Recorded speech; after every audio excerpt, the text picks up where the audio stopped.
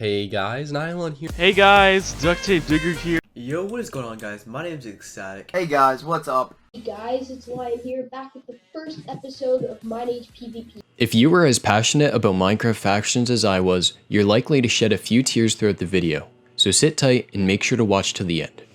The last time you probably watched a factions video was back in 2014 when the game mode was still in its prime. Although most Minecraft content looked like it was recorded on an iPod Touch, it was still much better. This was before the Minecraft YouTubers were only recording to get a quick paycheck from whatever server they were on. Minecraft factions back then was more than just a server or a game mode. Although the community was toxic and incredibly racist, it still felt like a home to us. It was something that we could play in order to escape reality. Through factions, we were able to temporarily put aside all the troubles and hardships of life and focus on one thing: becoming the most powerful faction. After a long day at school of drowning out my teacher's voice with thoughts of how I could make my base unraidable, it felt good to be able to go back to something I was good at. Something familiar to me where I had just a slight sense of power. That is, unless I get home to find that my base had been raided. This was easily the worst feeling in all of factions. Worse than someone calling you the N-word or threatening to take your life. A good way to describe how this felt is to say that sticks and stones can break my bones, but words can never hurt me. But instead of sticks and stones, it's TNT and sand. I remember one day after my very first base was raided, I came up with an ingenious base defense that would never be raided. I convinced my friend to start playing factions at the time, and after telling him my idea, he also thought it was quite smart. There are two ways to get raided on factions. The first and most common way is through TNT being launched into your protected territory and blowing into your base. This would in turn grant the enemy access to your chests and spawners. The second way is to get killed multiple times within a short period of time. This would allow the enemy faction to overclaim your land, which would remove your protection over it. At the time of having this ingenious idea, I had just learned what claims were. Claims are a way you can protect a chunk, which is a 16 by 16 block, bedrock to sky limit area, from being broken by other factions. The more land you claimed, the easier it was for the other factions to overclaim you. Anyways, back to my ingenious idea. We had just finished laying out where the chunk was, and we were going to create an obsidian wall around the outermost block of the chunk. If you've ever played vanilla Minecraft like I had, you'd know that obsidian is indestructible by TNT. This base design was unheard of because of how expensive obsidian was at the time. Since me and my friend weren't able to buy obsidian, we spent days mining enough to use for our base. Since I had just been raided, the best tool we had was non-enchanted diamond pickaxe, which you could get from the starter kit.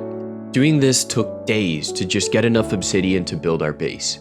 We decided the best idea was to build our base right on top of bedrock so that we wouldn't have to mine enough obsidian for the floor too. When the base was finally done, we set our faction home on the inside and started to fill the base with chests. Back then, factions was less about raiding and more about PvPing in the massive ravines at spawn. You could buy a stone sword on your way to the war zone for only $5, which is what everyone used until they got armor. Me and my friends spent weeks doing whatever we could to get our hands on some good stuff. We would loot sweet people in the ravine and then log out. We would sneak up on diamond armor people and try to hit them over the ledge to their death. And we would also try to overwhelm the diamond armor guys with all the stone sword fighters.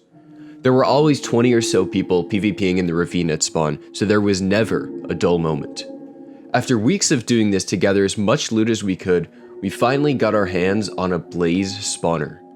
We set up a blaze grinder inside our base so we could kill the blazes without being damaged by them. After only a day of setting up the blaze grinder, our base was raided. It turns out that obsidian wasn't indestructible by TNT, it just needed to be hit 3 times instead of 1. We figured that since we literally got raided the day after we put in our blaze spawner, the faction that raided us was using X-ray to find our base. This era of factions lasted for about 6 months. The next era of factions was much more OP. Everyone started buying ranks, including myself, which made diamond armor much easier to obtain than before. People with diamond armor were tired of getting swarmed by noobs with stone swords, so they decided to take the fight to Warp Desert. Warp Desert is exactly what it sounds like. It's a location in the desert that people can warp to and PvP each other. I remember this era started right around the time that YouTube added live streaming, because the owner of the server, Nylon Plays, would stream himself PvPing other people at Warp Desert on his channel. At the time I was terrible at PvP, so I did what everyone else did that was bad at PvP. I trapped. If I told you about all the traps I made and invented, this video would go on all day, so I'll just explain my favorite. It didn't really have a name, so I'm just gonna call it the water trap. And how this trap worked is there was a giant pit mined out all the way down to bedrock. At the bottom of the pit was a layer of water underneath a layer of glass. Near the back of the pit, there was a wall of string reaching hundreds of blocks into the sky. People would ender pearl in that direction, not seeing the wall of string, but then their pearl would hit the string and they would fall to their death in my trap. However, this trap was somewhat of a double whammy. If I was ever in trouble during Warp Desert PvP, I could run over to this trap. If people didn't pearl into the string, I had one last trick up my sleeve. I would jump into the corner of the pit, which was a block of water, and then quickly flip a switch that would push a piece of glass over the water in case anyone followed me into the pit. This trap was so good, I ended up killing the owner of the server. These were easily some of my favorite times ever playing Minecraft. And now, for the factions era that you're likely the most familiar with, the competitive era. Up until this point, there were no gen buckets, /fly, or even faction top on most servers. Factions wasn't about having the most spawners on the server, it was about having the most fun. And at the beginning of this factions era, there was still a decent amount of PvP if you're on a good faction server like I was. But at the end of the day, it all came down to who could raid who. During this era, new TNT cannon tech was being invented every day by the genius cannoners in the community, Dragon Airbender being the best one that I knew at the time. Back then, the evolution of cannon tech was something that was respected and encouraged. The cannoners coming up with new designs were like gods of the community. Little did we all know that through the evolution of cannons, Minecraft factions would never be as fun as it once was.